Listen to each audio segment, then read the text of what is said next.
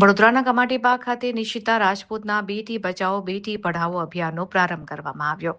નિશિતા રાજપૂત દ્વારા વડોદરામાં દીકરીઓના શિક્ષણ અને મહિલા સશક્તિકરણ માટે ચાલી રહેલા બેટી બચાવો બેટી પઢાઓ અભિયાનના 17મા વર્ષના સેવા યજ્ઞનો પ્રારંભ કરવામાં આવ્યો હતો.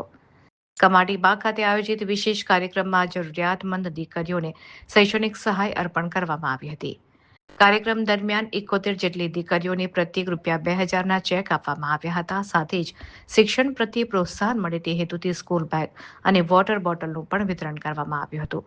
દીકરીઓ અને તેમના પરિવારજનોમાં આ પ્રસંગે આનંદ અને ઉત્સાહનો માહોલ જોવા મળ્યો હતો. નિશિતા રાજપૂતે જણાવ્યું હતું કે આ વર્ષે 10,000 જરૂરિયાતમંદ દીકરીઓની આશરે ₹1 કરોડ જેટલી શૈક્ષણિક ફી ભરવાનો સંકલ્પ લેવામાં આવ્યો છે.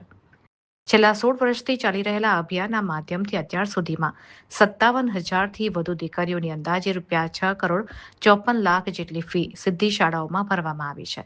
તેમણે વધુમાં જણાવ્યું હતું કે સમાજના દાતાઓ અને સહયોગીઓના સહકારથી આ અભિયાન સતત આગળ વધી રહ્યું છે અને અનેક દીકરીઓને શિક્ષણ દ્વારા આત્મનિર્ભર બનવાની તક મળી રહી છે.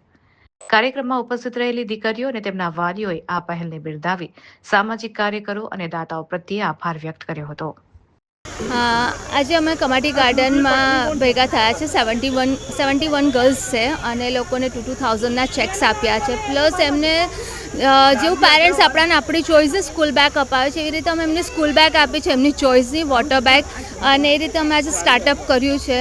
એન્ડ મારું આ વર્ષે પણ ટાર્ગેટ છે, એક લક્ષ્ય છે કે 10,000 દીકરીઓને ₹1 કરોડ ફી પે કરવાનું. એન્ડ છેલ્લા 16 વર્ષથી હું કરતી આવી રહી, 17મું વર્ષ છે અને છેલ્લા 16 વર્ષમાં મેં 57,000 ગર્લ્સની 6 કરોડ 54 લેક્સની ફી ભેગી કરી છે અને આશરે હું ડોનર્સના થ્રુ આ કાર્ય કરતી આવી રહી છું.